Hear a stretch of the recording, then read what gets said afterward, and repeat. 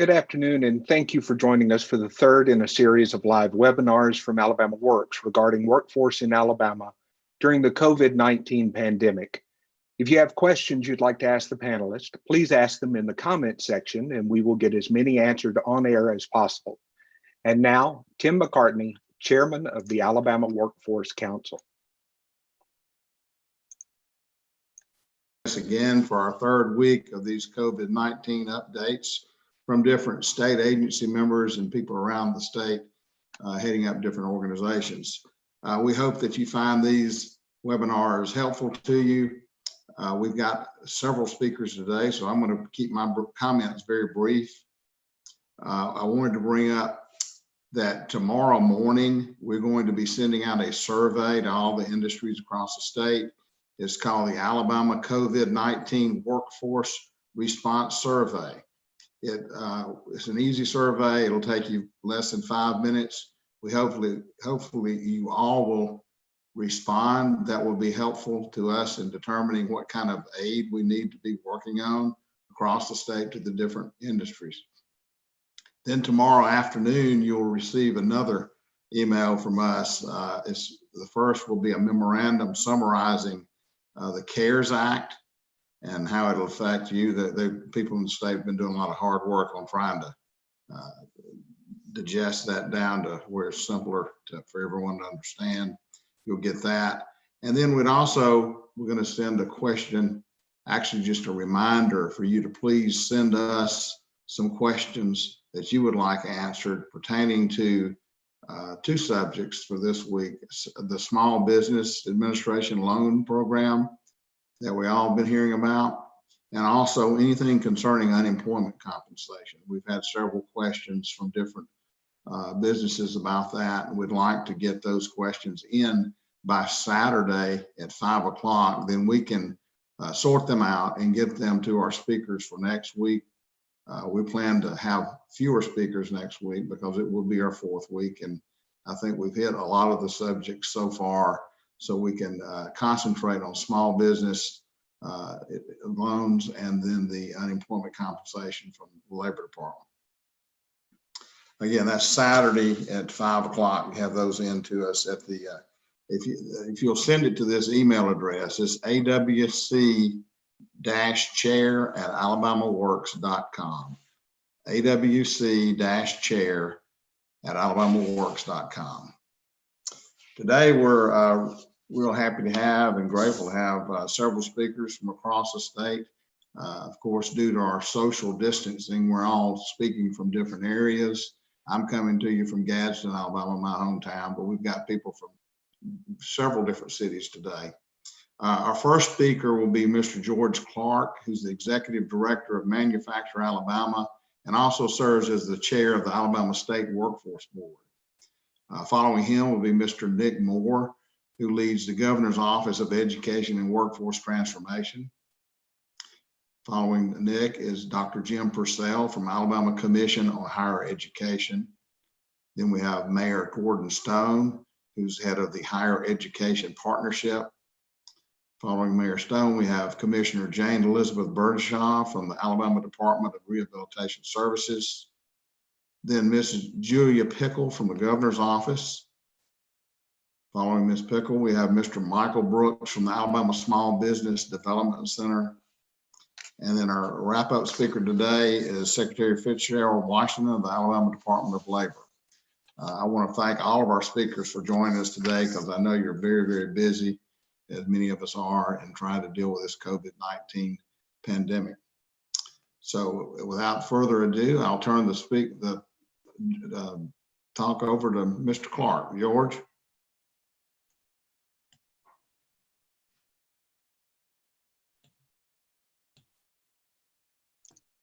Mr. Clark is not on the line with us at the moment. If we can skip over to Nick Moore, please. Good afternoon, and I'd be happy to provide a brief fill-in for Mr. Clark and the WIOA perspective. The CARES Act did provide some provisions that allow some WIOA flexibilities to allow for more administrative costs, particularly for local areas, and to allow the governor to reallocate unobligated funds from what we call the governor's 15% set aside. So the CARES Act does provide a little bit more flexibility for the state WIOA board to directly address COVID-19 pandemic. So stay tuned, particularly as the WIOA Executive Committee and Chairman Clark are able to determine what level of funds there may be that are unobligated, and then further direction on that. So, and we'll make sure to, if Chairman Clark is able to go back to him, and he may want to provide a little bit more thoughts next week as well. What I want to focus on and just touch a little bit more on or extend the comment that Chairman McCartney rather made regarding the survey. And so one thing I want to note about the surveys, this survey, you may see several going around, and I know there may be survey fatigue out there, and certainly I get it myself. One thing to note about this survey is that it is a statewide survey that is being conducted through the AWC, but will inform each state agency. And as you know, as we'll be looking at what the unique needs are of institutions of higher education, local education entities, our workforce system as well. But this survey is going to be very actionable because we are using this along with some efforts that we're doing along with the Federal Reserve Bank of Atlanta to help stress test our economy in the wake of COVID-19. So we have taken the labor market information and have done what I think is a fairly substantial job of just looking at the raw data and be able to figure out which of our industry sectors have been most impacted. However, what we are not allowed to do a very substantial job in from just looking at that data is directly understanding from the employer perspective elements beyond just in the labor market data. What are the things that are keeping employers up at night? What are the opportunities? What may be some things in regard to the coming down the pipe, in regard to skills-based training that you may need some assistance. And so that is why we want to make sure that you understand that the result of this, you're not going to go off into a black hole. We're going to be using this in the near term to make actionable decisions, not only about how we look to figure out need. We always have a great deal of need with limited resources. And so instruments like this help us from a utilitarian perspective do the greatest good for the greatest number. So your participation is very much appreciated, and if you could help spread the word within your spheres of influence, that would also assist us. Now, Chairman also mentioned that you're going to receive a memo tomorrow, and just as a heuristic or to point you to it when you get that memo, I'd ask you to look at page 6 of the memo, and I'm holding that up for you, and you'll see it tomorrow just as a sneak peek. And I'm showing this to you not so that you can look at that and try to keep up with what I'm talking about by looking at the page, but just remember when you get that email from Chairman McCartney tomorrow, take a look at page 6. And what this is showing you is a preliminary stress test of our sectors by looking at layoffs and initial UI claims or unemployment claims. And the results are by county and by industry. And so what we see here is, I think, not very surprising that the more public-facing industries are those that have been most affected. And also, we are going to really need to have the most incisive interventions for individuals that were already in what we would consider one of our lower wage positions, or an individual that's in the entry level rung of their career pathway. So as part of our strategy moving forward, we're going to be not only looking from this results of the survey and our work individually with employers across the state and our regional councils, but we're going to be looking to use skills-based training, to use work-based learning and apprenticeship in all forms, to take individuals who right now may have had the first opportunity in a long time to where they could potentially look at reskilling or advancing through their career pathway, because right now they may be laid off And something to take into account is before we got into this current COVID-19 pandemic, 20% of Alabamians were underemployed. And it's not a direct correlation, but a high percentage of the individuals that were underemployed are also individuals that are most likely to become unemployed during our present situation. So with a concerted strategy of helping get folks into the sectors, not only that are directly related to the pandemic response, such as healthcare and IT, but also sectors that in the most immediate sense are more resilient to the effects of the pandemic.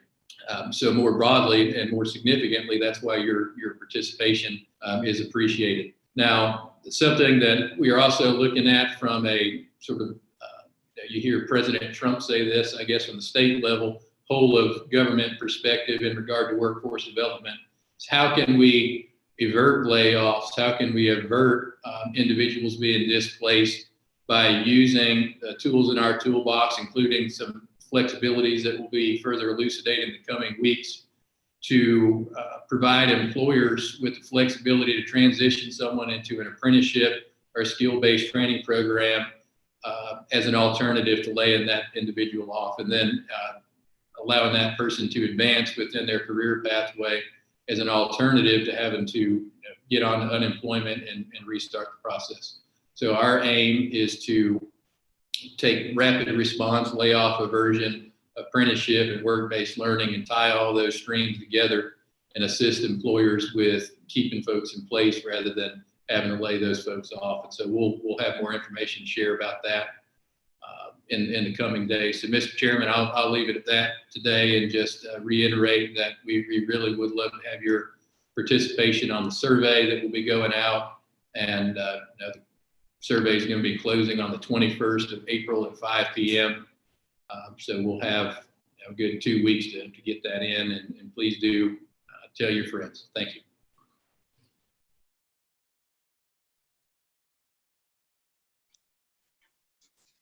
Okay, our next speaker will be Dr. Jim Purcell. Jim. Hey guys, I was going to share you a little bit of a PowerPoint just to sort of give you a background of what's happening. We are, of course, everybody's in uncharted grounds right now for higher education. And I'm trying to make sure your technology works. There it goes. The big thing is right now, all overnight, all of our campuses had to go online, and our faculty and staff really weren't prepared for that. 85% of the faculty, the lower division, never taught online. And then, of course, 2/3 of our students had never learned online. So we've got a big curve to do. I've been really proud of some of the campuses working with their institutions to make sure they can do that well and respond to what we need. Speaking of the CARES Act, this is the breakdown of the funds that are available for the institutions by sector. This is just sort of the best guess by the American Council on Education. The key to keep in mind is that half of this money that's allocated to the institutions has to go to support for students, which is important. And the other half is sort of to help the institutions sustain where they are.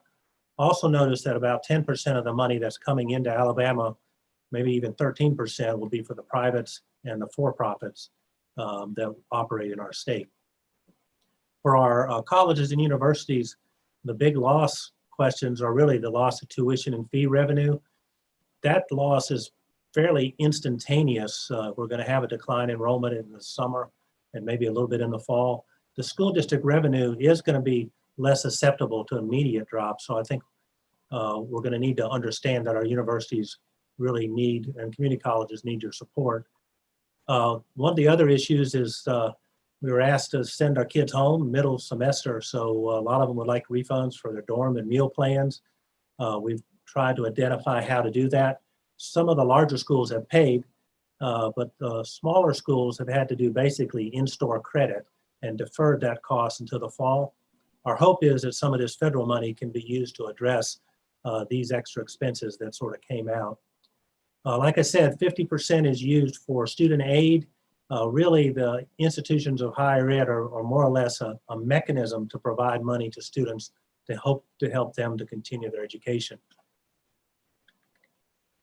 We've also asked that some of the governor's fund, there's about 48 million or so that is estimated to go to the governor's fund for all of education, and to ask for 14 million of that to go to higher education to support some of these same concerns. We've also asked the legislative group to sort of sustain higher education at their current budget or a little bit higher, and increase need-based aid. In the governor's budget, it didn't have an increase in the need-based aid component, and I'm hoping that they understand the greater importance right now for that. The other one is, I've heard from a lot of the private institutions, especially smaller ones that are really in a big lurch. The universities, of course, that are public have some state support, but the privates are all based on tuition revenue, so they are being a tough situation. I will want to reflect back on Scott Cowan, who was president of Tulane back when Katrina hit Louisiana and especially New Orleans. And he basically said, we just need to concentrate on the welfare of our students and all. And I think our institutions here in Alabama have done that. And I think they have focused on what you can control, which is really offering all our courses online and training our faculty very quickly. But we need to continue to communicate and then sort of listen to see what part we're doing well and what not. And it's important to keep that collegiality that we have among our alumni and our faculty and staff, so that they understand that they're a part of helping us with the solution. We will be at some point needing to pivot, maybe to right size our institutions. We need to understand all the finances and at the same time be willing to make some decisions, but at the same time not to signal some economic duress, because accrediting agencies hate to see an institution squirm financially, because it's an easy marker to hurt them. Help the institutions become more nimble, help them to maybe even teach a lot more online. I've suggested to the universities to offer a lot of their courses in the summer online, or at least a large portion of those courses. So in case that the COVID-19 kicks in again, we could really pivot much easier than we can with it all being on ground. And really just thinking about how we do higher ed. Now, the reason why this change is important is a third of the people that are wanting to come to our schools are the people that might be unemployed, and they think they may have to go back and be retooled because they may not be going back to those same jobs. And then the other literature says that over half of them say that they're going to actually be looking for online sources to get that education. So again, our institutions that were solely dependent on ground are in a world of hurt and need to pivot. 40% of the students think that they're going to have a change in financial situation for their families. And so we need to be more cognizant of their aid needs. And a lot of them are thinking about where to go to school. It may change, and we need to think about that. Finally, I think that all of our institutions got to keep in mind what our target and goal is really to address the workforce need of Alabamians. And I focus this with the campuses. I've talked to them, and I know that you all are concerned about this. And that is all I have for my remarks. Be glad to answer any questions.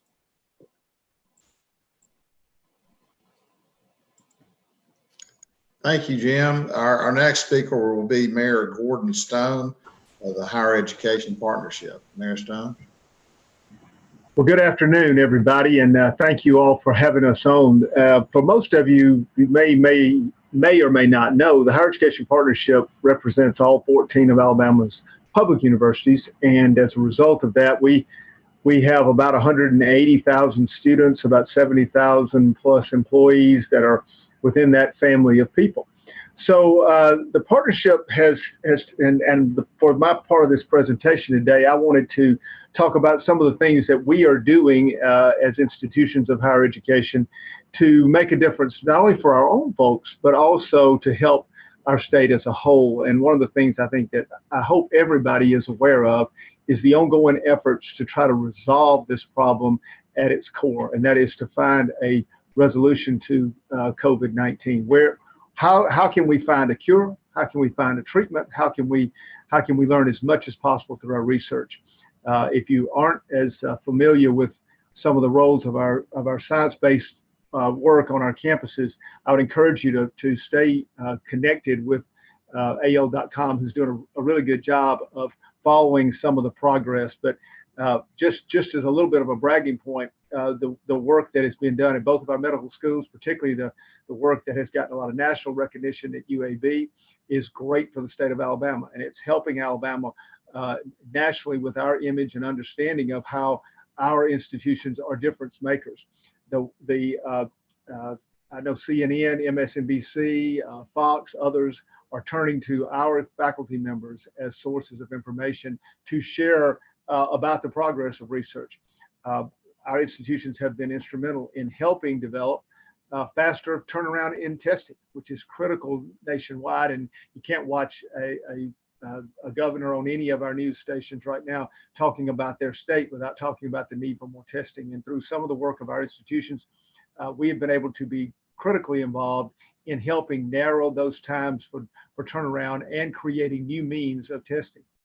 I'm real proud of the fact that we've had institutions who have helped technologically through the evolution of turning, for instance, CPAP machines into ventilators, turning other non-traditional medical tools into tools that will be necessary and helpful during this time. You've seen our engineering departments, we've seen our College of Veterinary Medicine at Auburn, both our medical schools, as I said. We've seen many of our institutions that have 3D printing all going into full force in trying to help this. You know, nationally, there's a lot of talk about industry, and we're very thankful for industry and what it has done to help convert its work into a place where it's beneficial to this particular dilemma that we're facing. But I want to also brag a little bit on our universities because they've done the same thing. Many of our campuses are now focused on what they can do behind the scenes to help meet our needs here in Alabama, meet their needs in their region of the state, and ultimately contribute to the national solution.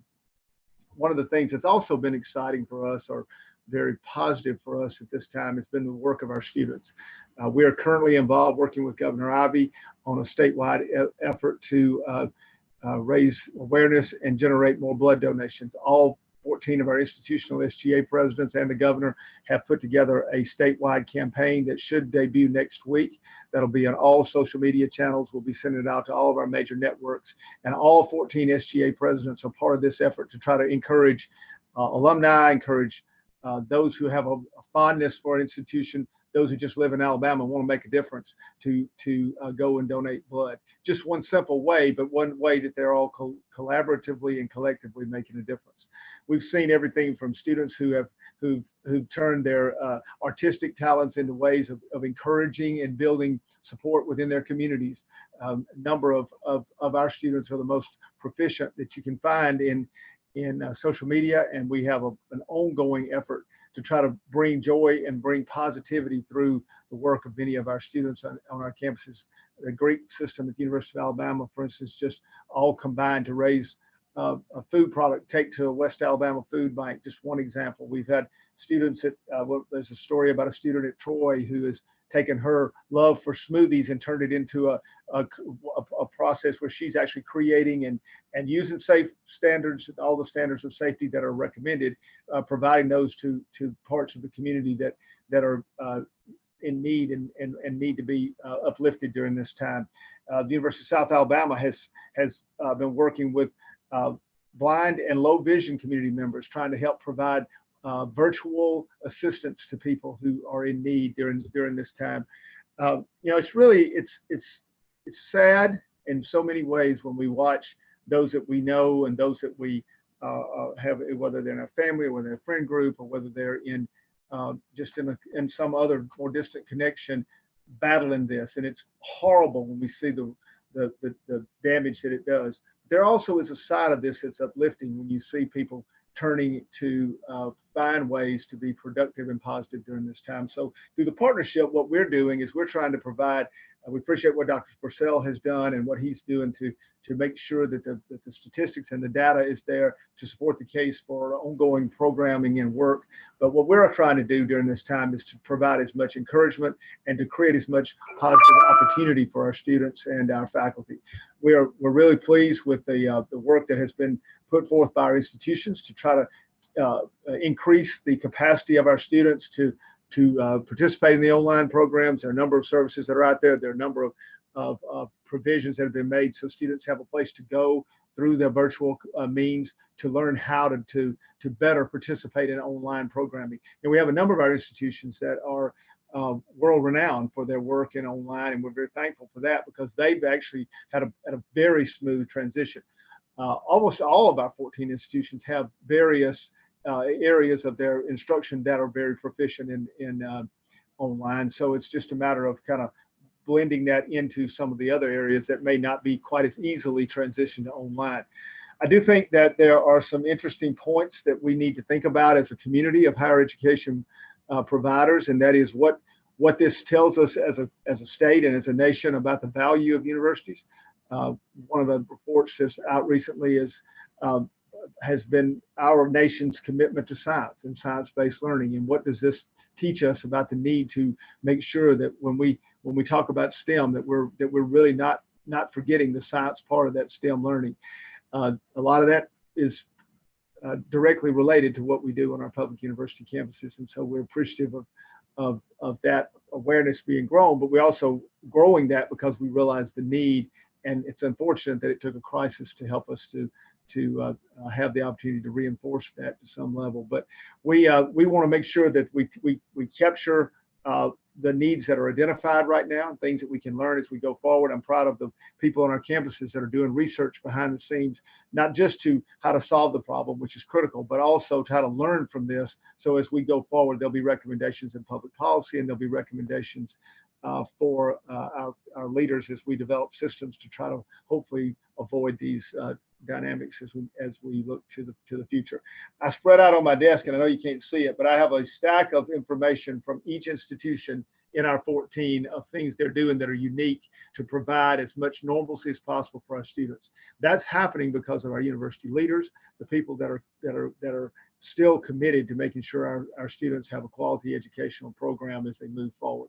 I do think Dr. Purcell's point about what our next semester looks like and what the fall looks like is critical. I think it's going to be really important that we continue to be innovative. One of the things that our institutions are doing right now that is exciting is many of them are ramping up and creating virtual tours. They're creating means for people to have ambassadors that they can connect with online. They're creating recruiting tools that are uniquely connectable during this particular time. These services like Zoom are being used more and more to allow prospective students to have a chance to meet one-on-one with someone on the campuses. So if you are interested in, and you know people that are wondering how this next step in their educational program looks, please tell them to contact their institution and make sure they follow through. If we talk about workforce, and it's obviously the most important purpose for this call, but we don't want to forget that the workforce includes all levels of higher education, and the critical nature of what we do at our universities is heightened in a case like this, and we are real proud of what all of our institutions are doing to try to make a difference. I'll be glad to answer any questions, and I can give you specific illustrations if you'd like of things that are being done, but there's not a campus out there in our 14 that's not committed to, one, serving those students and serving them completely and as effectively as possible, two, caring for those students, because recognizing that many of them who are out there have never been in a dynamic like this. So there's not only a physical need, but there's also a psychological need and an educational need. So trying to provide for that and help in any way we can. Our institutions are committed to our faculty, trying to maintain as much opportunity for the learning and the knowledge they have to be transitioned into both useful research and helpful research, as well as instruction during these times. As our businesses evolve and we see what this looks like on the other end, all of our institutions, colleges, and business are ramping up to be ready to help and make a difference in the next level. Our social sciences and our social work groups are working to try to find ways that they can help as we look at what the fallout is of this. Our colleges of agriculture and all of our food related groups are working on how we can help in trying to learn what we do when we have a crisis like this. So it's an exciting time to see how the many tools we have in our institutions are being turned toward a productive outcome and not just existing during this time. So any questions, I'll be glad to answer them. I thank you for the opportunity to be on here. Real proud of our universities, and hope you'll participate in the blood drive and go out and donate and and identify your favorite institution as the reason you went, so they can get a little points in their friendly competition. Thank you, Mayor Stone. We appreciate your comment. Our next speaker is Commissioner Jane Elizabeth Birdshaw from the Department of Rehabilitation Services. You have the floor. Good afternoon. Thanks for letting me participate in this webinar today. I just want to update you on the special population that the Department of Rehabilitation is concerned with, that is individuals with disabilities across the continuum of services.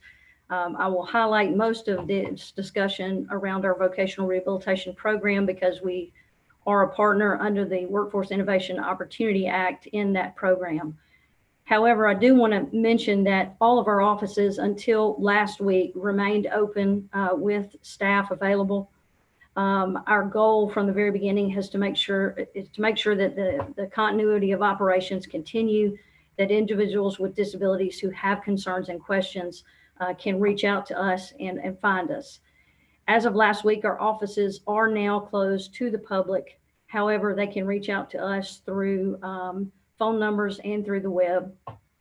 And we have staff who still are coming to offices who are essential, and those who are non-essential or can telework from home are doing so at this time. You can find the phone numbers for our children's programs, our early intervention program, and our State of Alabama Independent Living program, all on the web if you need to reach out to them. Those programs are more in-home and therapy type services. So we were glad to see that Medicaid expanded the use of telehealth and our capability to continue to serve those families. We've also received a great deal of federal guidance from the Department of Education in reference to early intervention and from Health and Human Services for our other health related programs. When it comes to the vocational rehabilitation program, we have received less guidance, but that is because I believe it's a very complex program which requires time to respond. The Council of State Administrators of Vocational Rehabilitation, which I'm a part of, and the National Council of State Agencies for the Blind, which our Assistant Commissioner Curtis Glisson is part of, have both written letters to the Department of Education, Secretary DeVos, Assistant Secretary Mark Schultz, who is over the Rehabilitation Services Administration, and currently acting Secretary for OSERS, the Office of Special Education and Rehabilitation Services. Both of them are very aware of the state's concerns and what our requests for flexibilities are during this time of the pandemic. And so we hope to get a response to those letters in the not too distant future.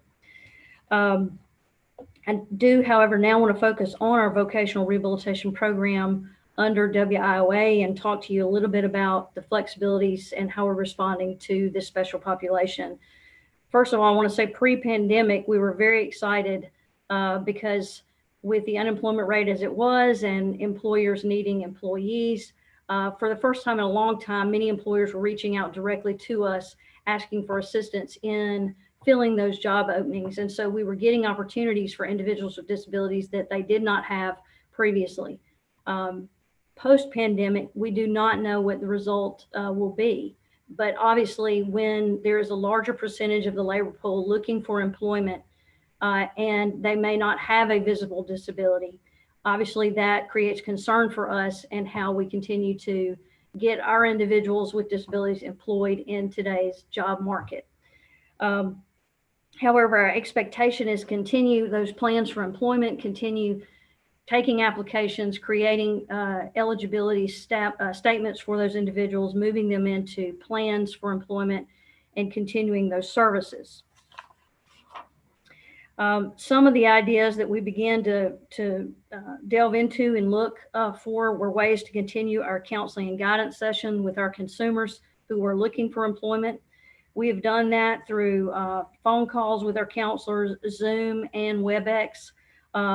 We have also located HIPAA compliant versions of those software so that if we share any protected health information and personally identifying information regarding a disability, that information is kept confidential.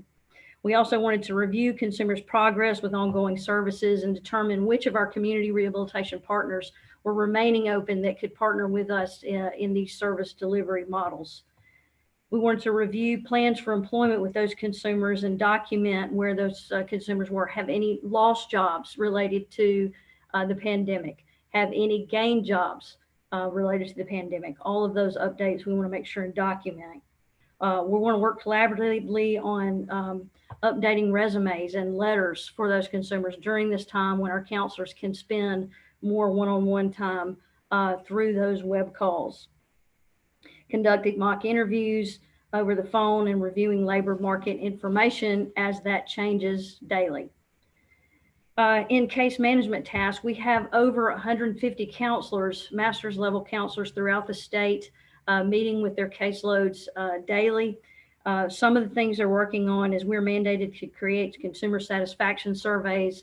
We want to update those during this time, ask questions about what the needs are of the population that we serve, update our quarterly documentation under WIOA, issue authorizations, and be able to sign those electronically so we make sure that those partners that are continuing to work with us continue to get payment for the services rendered.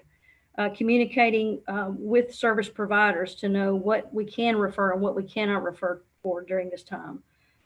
Obtain work documentation under WIOA for closures.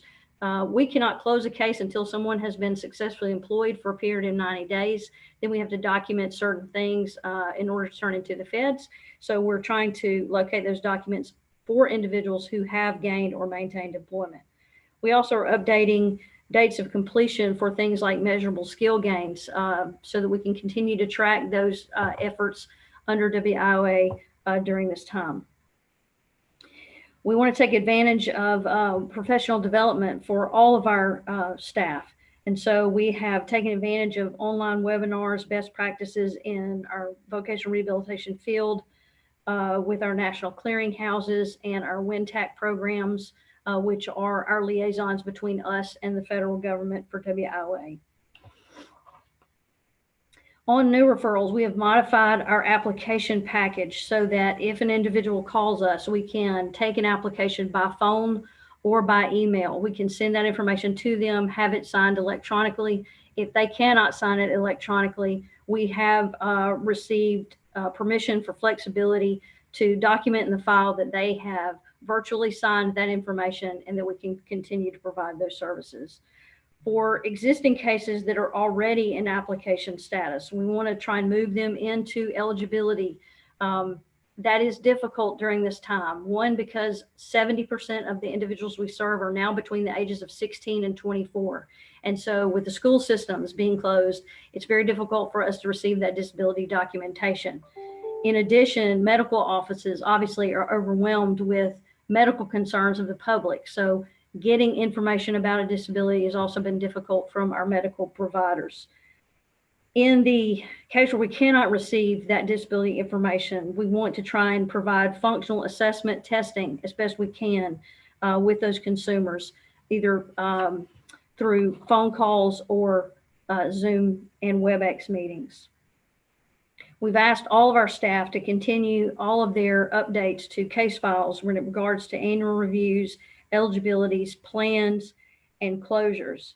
It is a great time for updates in plan reviews, making sure that the services pre-pandemic and post-pandemic, how are those services for that individual needed to change? If they're in college, will they continue to be in class through the summer or through the fall? And how do we respond to those needs during this time? Also, continue to provide the ability and technology for those individuals as best we can.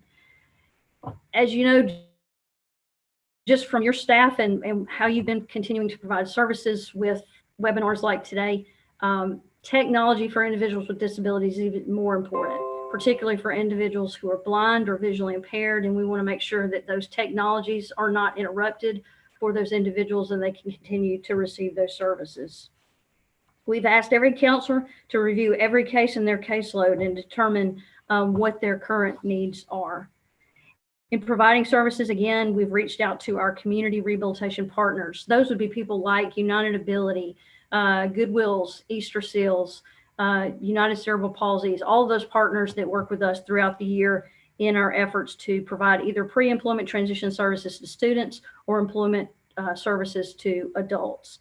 Some of them were closed for a period of time, but are reopening and doing providing services in a different way. Some of those agencies like AIDB are opening just for us and our consumers to make sure that we continue providing services. For college cases, we want to make sure that their services and their payments for school are not interrupted. We have many students who have exited high school and are entering college for the first time. We want to make sure that their services and accommodations are provided, even if they are online. And so how do we continue to do that? And how do we make sure that our public institutions receive the money that they need from us if an individual is not eligible for Pell Grants? Staff supervision, we've made sure that all of our supervisors are checking in with those specialty staff throughout the week, providing Zoom conferences one-on-one with their staff or doing phone check-ins. I want to remind everyone again that VR is mandated to provide a 15% off the top influx of cash from our total allotment to school systems to provide pre-employment transition services. We are lucky that we had provided up to our cap this year, because otherwise we would lose federal funds for the following year.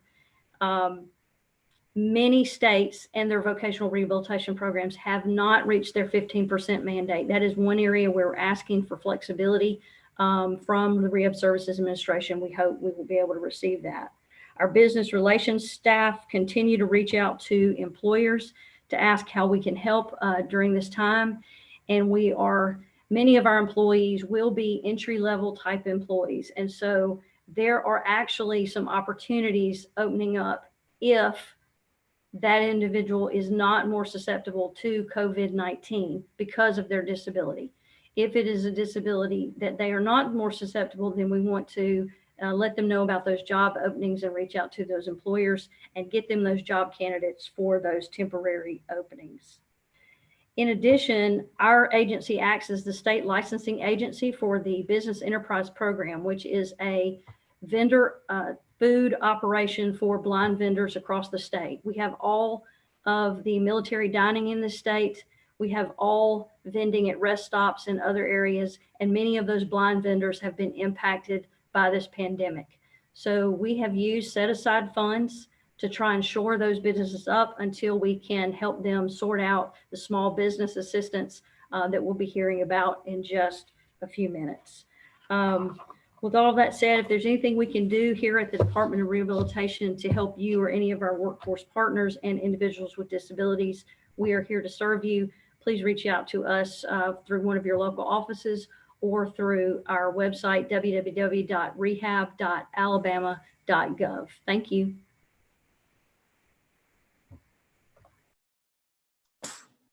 I know a lot of y'all have questions regarding the CARE Act. So do we. Alabama received $1.9 billion total. The way that was divvied up, 150 billion went to the states, territories, and tribes. 139 actually went to the states. So the 1.9 billion that we received is about 1.4% total.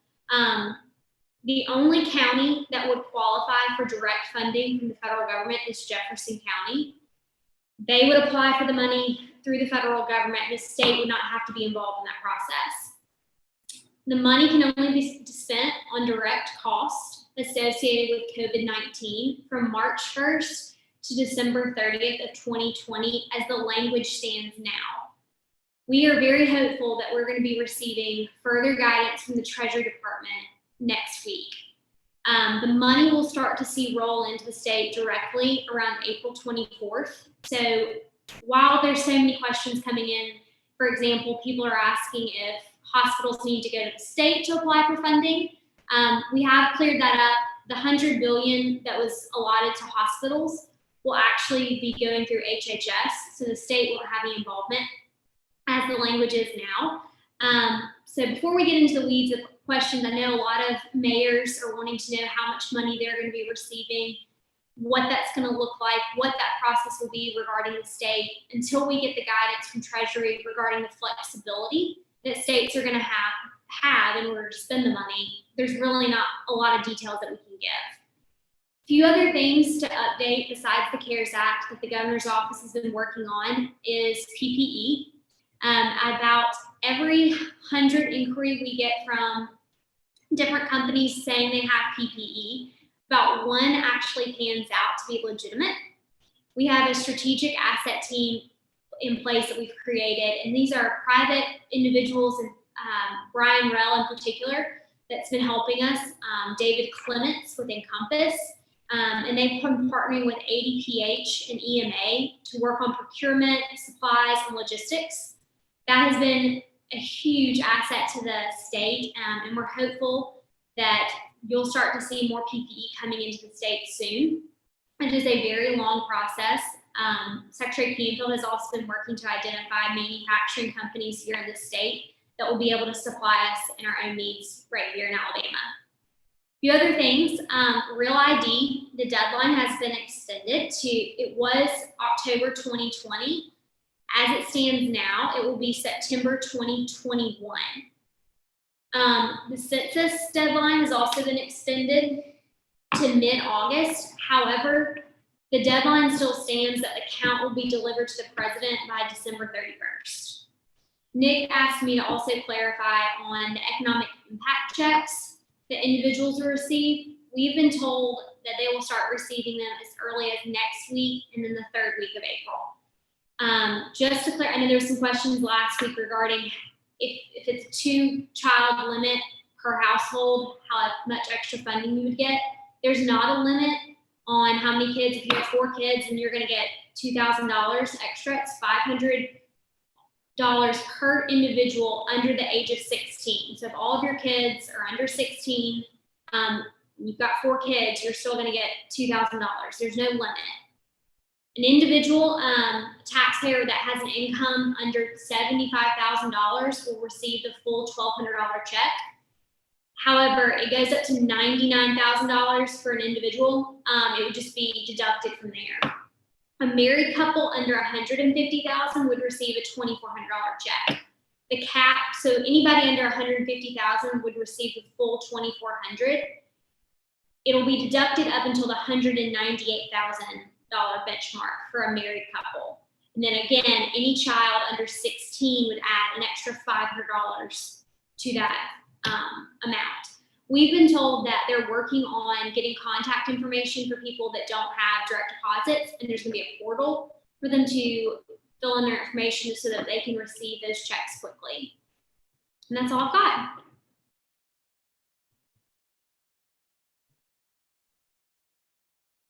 Okay, thank you, Ms. Pickle. Our next speaker will be Mr. Michael Brooks from the Alabama Small Business Development Center. Mr. Brooks. Thank you, and thank you for the invitation to participate in this AlabamaWorks webinar. Mike Brooks, Associate Director with the Alabama Small Business Development Center. We are a partnership program with U.S. Small Business Administration, SBA. And I'm going to talk to y'all briefly about the updates on the SBA programs, where they're at now, where we think they're going, and some opportunities moving forward. The SBC is a resource partner of SBA, partially funded by SBA, but always want to make a clear distinction between the federal agency, the folks that are administering these loan programs, and the SBDC. SBDC is the feet on the street, boots on the ground, helping one-on-one with Alabama's small businesses. They make up 47% of our workforce, so obviously an important part of workforce development, important to the University of Alabama and the 8 other universities that we partner with in the SBDC program. They are obviously a source of employment for graduates from both our 2-year and 4-year programs, but also are the employers that sometimes help pay the tuition of students that we have coming into these programs. As you might imagine, we've had a very full schedule in the last 2 weeks dealing with a flood of clients, a flood of small businesses that have questions about these SBA programs and about other strategies they can take to make it through this disaster. We've found definitely that the smaller small businesses, 20 employees or less, tend to be the ones facing the most critical challenge. Those are the companies that usually have 15 days or fewer of cash reserve on hand. So for some of them, they are on day 14 or 15 right now. Others will probably hit that wall in about a week. So quickly, 3 SBA programs, just to give an update on. One of them is the debt relief program. This one is sort of the easiest, but it's also the smallest, in that if you are a small business that currently has an SBA guaranteed loan, so it's a 7A loan, a 504 loan, or a micro loan, SBA is going to pay the principal, the interest, and any fees associated with that loan for the next 6 months. And any business that enters into a 7A 504 micro loan before September 27th of this year will also have 6 months of principal, interest, and fees paid by SBA as part of the CARES legislation. So the 2 remaining big programs that SBA has deployed, one of them is the Economic Injury Disaster Loan, the EIDL. This is the one that President Trump first mentioned about 2 weeks ago. There was a groundswell of interest, and when the application went live, as one would expect, the SBA system crashed. SBA then implemented a temporary backup system where folks could fill out the old school PDF forms and then upload those to a box file. And then finally, on March 29th, they launched version 3, the current version, for the disaster loan application process. It's been a pretty challenging time for small businesses because of the changing process for applying for the disaster loan. And then it's been pretty challenging as well in some of the messaging that's come out. With the disaster loan program, the current iteration, part of it includes a $10,000 forgivable advance. And I think some of the early PR was maybe overselling that as free money. It was an Oprah Winfrey-like moment. And of course, like anything, it's about the details of the program. And it is a forgivable advance, and many companies have applied for that. And it was promised within 3 days. And that was 8 days ago. To our knowledge, there are no small businesses in the United States that have received any part of that $10,000 forgivable advance. And we hear that from our own clients, but we're connected in with the 62 other SBC programs that cover the United States. And they have not had any clients that have moved forward with the disaster loan process. With the disaster loan, you are applying through the SBA website.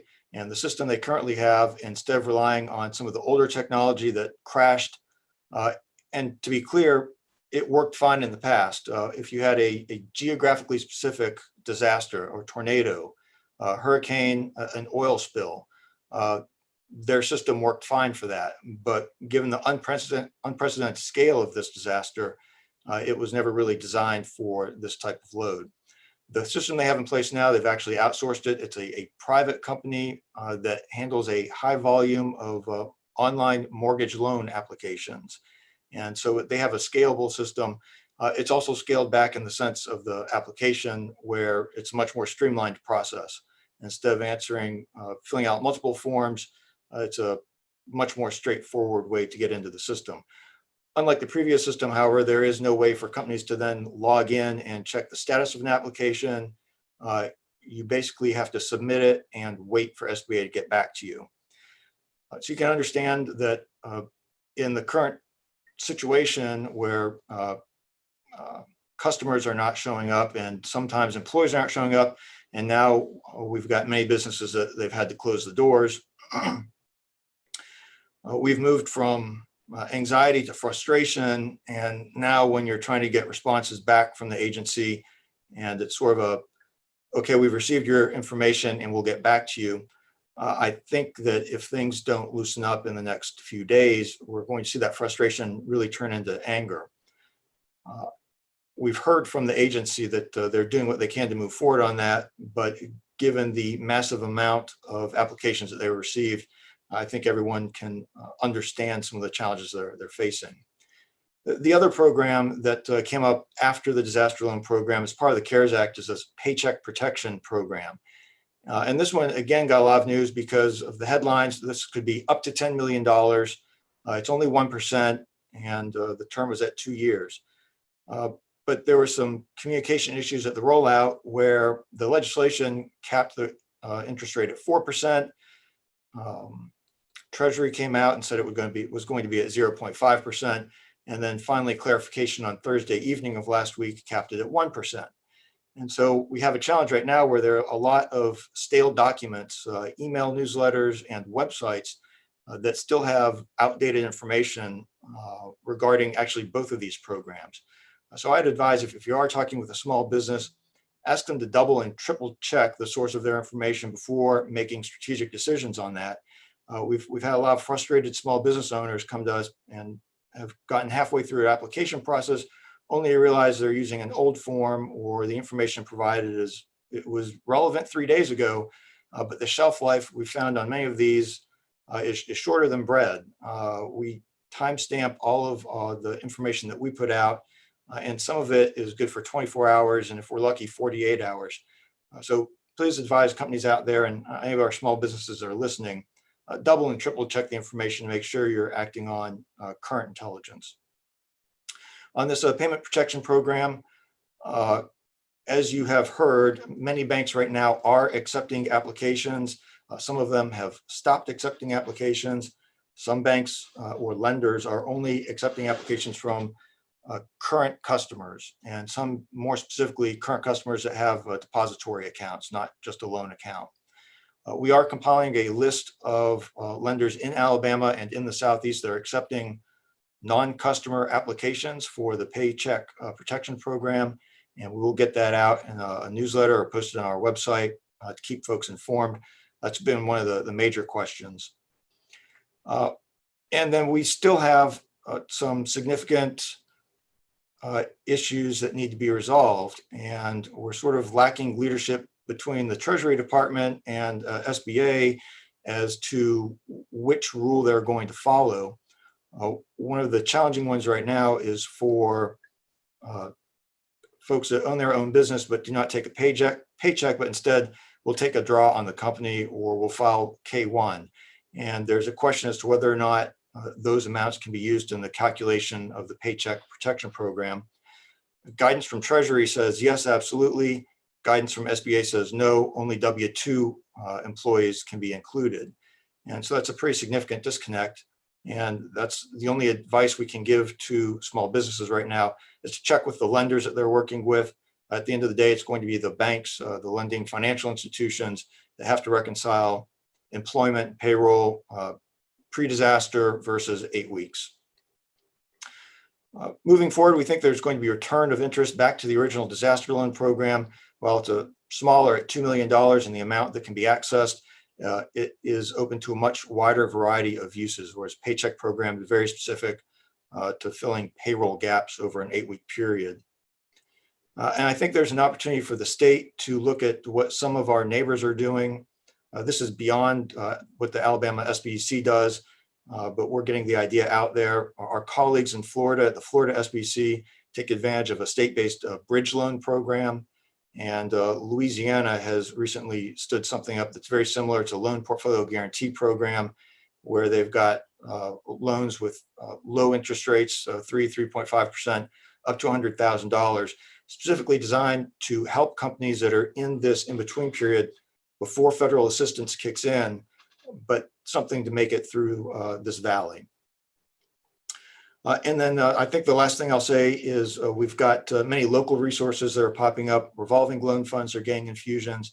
Many of the chambers and developers around the state are creating funds to help companies through this, but they are still in the process of standing those up. And the amounts available at this point might be too small for some of the good-sized small businesses that are out there. And then I advise both our panelists and everyone else on the call to take a moment and reach out to the small businesses in their community. At this point, people are happy to get a return phone call, to hear from other humans and just to understand what resources are out there. So I'll conclude and say, if you do have small businesses that are interested in taking advantage of these programs, the Alabama SBC has hosted several webinars in the last 2 weeks, and we have another one tomorrow morning at 11 a.m. And we're working on standing up webinars moving into the next several weeks to keep folks informed. And a huge thanks to Eddie Postel and the folks at the Alabama Department of Commerce have been a great partner in getting the word out to our small businesses and working with the governor's office to make the disaster declaration happen in the first place. But I wanted to end here and save time for questions at the end, and of course, save time for Secretary Washington. Thank you all. Thank you, Mr. Brooks. We appreciate your comments.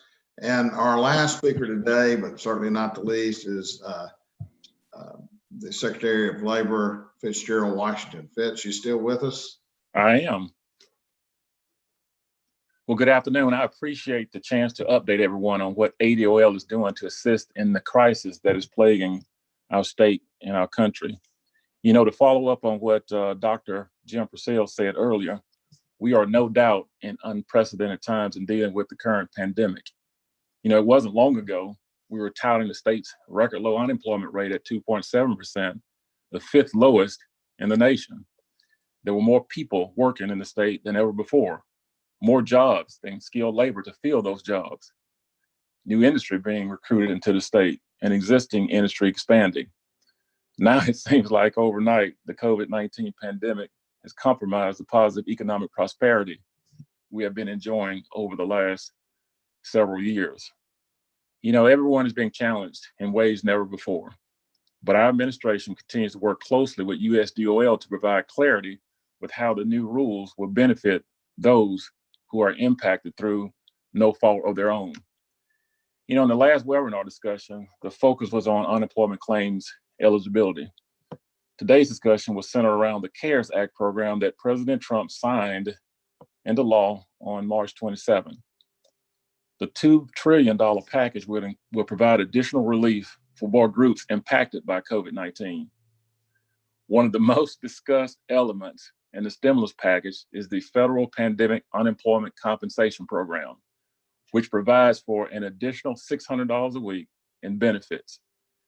The additional $600 weekly benefit will only be available for the weeks beginning March 29th through July 31st. So you'll have some folks that will qualify for the max $275 unemployment compensation weekly benefits and the $600 stimulus benefit. There will also be relief for groups who do not contribute currently to the Unemployment Insurance Trust Fund. Just last week, we, ADOL, released to the public information that specifies relief under the CARES Act program. Employees who may be affected include the self-employed, church employees, nonprofit and government employees, independent contractors, gig economy workers, and also those who have exhausted their regular UI benefits. These employees should meet one of these conditions. Then the individual has been diagnosed with COVID-19, or a member of the individual's household has been diagnosed, or a child or other person for which the individual has primary caregiver responsibility is unable to attend school or another facility as a result of COVID-19, or if the individual's place of employment is closed because of COVID-19. You know, we have a full listing of qualifications on our website, which is labor.alabama.gov. You know, because we haven't received full guidance from USDOL, we are allowing nonprofits, self-employed, churches to pre-file just like you would if you were filing for unemployment benefits. We will make those payments retroactive and release the weekly benefits once we get the approval from the federal government. You know, one concern that I've heard from some employers is that the $600 stimulus will give entry-level and temp workers an automatic wage increase. And if the employer resumes operations, would that discourage those workers from returning to work? Now, we do have in our administrative rule what's called the refusal of suitable employment clause, which means if the employer resumes operations and the employee refuses to work, the employer notifies us through the new hire report form, and the employee becomes ineligible and the benefits are stopped. Now, just a reminder, the $600 weekly stimulus expires on July 31st. You know, please know that we realize there's a lot of tension for those who have been laid off through no fault of their own and the process has been slow to get financial relief to those in need. I've heard from many disgruntled workers who are asking, why is it taking so long to get these benefits? And I certainly understand those questions and concerns. You know, some of the most frequently asked questions are, what types of proof may be required to substantiate a COVID-19 claim? The answer, proof of a medical diagnosis from a healthcare professional, immediate family member, and confirmation of a quarantine by an employer or government entity. It's the proof that's required. Another question, how long can an employee receive benefits? The employee can receive benefits up to 39 weeks. I've also been asked this question. If I have more than one job, I lost one to COVID-19, can I still draw benefits? The answer is only if earnings are less than your regular UC weekly benefit amount. And then lastly, when am I going to get my money? You know, as of today, no state has received funding approval from the stimulus, but we will make all those payments retroactive once we get the go-ahead from the feds. As for the high volume of claim filers, we're in talks with outside call center hotline groups to help us with taking calls. Now, in the interim, we've repurposed our Career Center staff to help with the enormous amount of surge in claims. There were 98,000 claims taken last week alone. Approximately 81,000 claims filed the prior week. Get this, 24,000 claims have been taken in the last 2 days.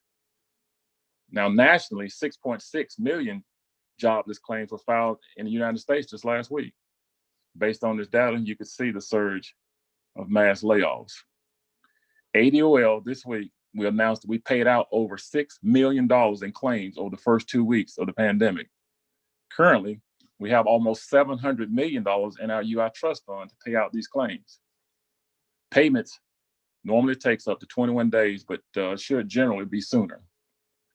Now, my humble opinion, I feel like the guidelines from USDOL should have been released to the states ahead of the bill signing, but we are continuing our talks for more clarity on administering these programs. We do ask patience from our claim filers as we are experiencing high volumes and people filing claims. Our staffs are working tirelessly to meet the demands to process those claims. So for anybody having any specific questions, I'd be more than happy to take some a little bit later on, but I certainly want to direct you to our website, which is labor.alabama.gov, and click on the COVID-19 resource page as we update that page constantly with new information and available resources. So that's my update. Thank you, Secretary Washington. We appreciate that. We're going to go into a short question and answer period. If you are still on the call, in front of you on your web screen, there is a Ask a Question button. You can press that, ask the question, and our moderator, Chris, will read the question to one of the panelists to get their response. And since we're all working from different sites, it's a little cumbersome for us as speakers because we just see a small video screen of the other speakers, but we're not all live audio while we speak. So give us a second. And if any speaker, any panelist is not being asked the question directly, if you want to add something, just wave your hand and Chris will open your mic for you. And then before we go into the first question, we had a little technical glitch and I want to apologize to Mayor Stone. I understand he was labeled on the screen as being with AIC, and I want to clarify. I think I introduced him with as being with the Higher Education Partnership, but I think his label was mislabeled. So please forgive us for that. We're all learning here and getting a little better as we go, but technical glitches do occur. So thank you for bearing with us. And Chris, do you have any questions for the panelists? We do, and actually the first question is for Mr. Stone, who is with the Higher Education Partnership. My student will be a freshman in the fall. When will the four-year universities announce their plans? Thank you for that question. There are different, each institution is approaching that a little bit differently.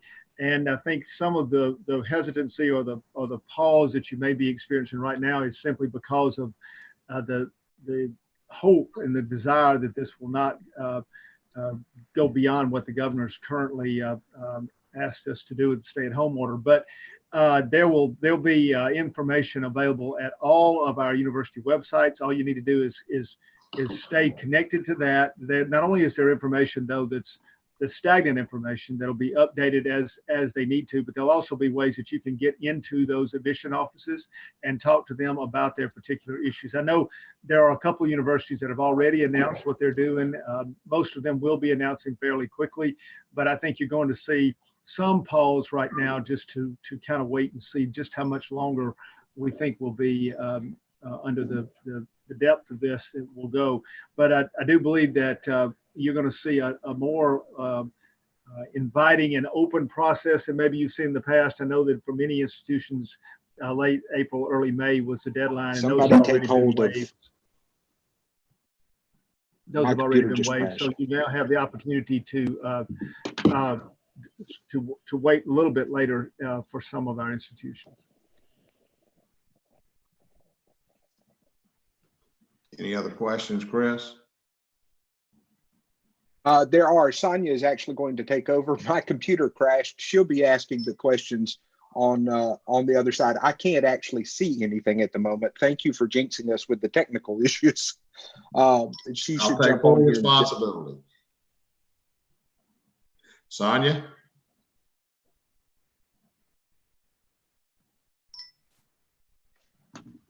Just a moment. Can you hear me? Yes, your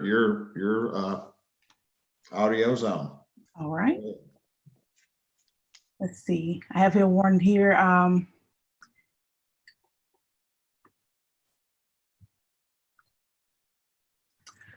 This one is, we need to help with the Paycheck Protection Program. There will be very few SBA lenders in Alabama. They need to seem interested in talking to clients. The money has been appropriated to Congress. I'm sorry. Well, Mr. Brooks, can you address that? Yeah, sure. Like I mentioned earlier, there are several lenders in the state that have already started accepting applications. It actually started on Friday, and some continue through the weekend. Others are still in the process of standing up online portals. Understand that some lenders have lobbies that are open. Might have one teller and are socially distancing and spacing their customers out. Others are operating drive-through only, and you can imagine submitting a loan application through drive-through has its own unique challenges. And then others do not have open lobbies, and they're working completely remotely. Like many of the other businesses out there, their bankers, the lenders, front office folks are working from home and having some of the same challenges that many of us are. And then from a security standpoint, many of the lenders are not able to access some of the secure platforms that are required to process these loans. But I think the question was just identifying other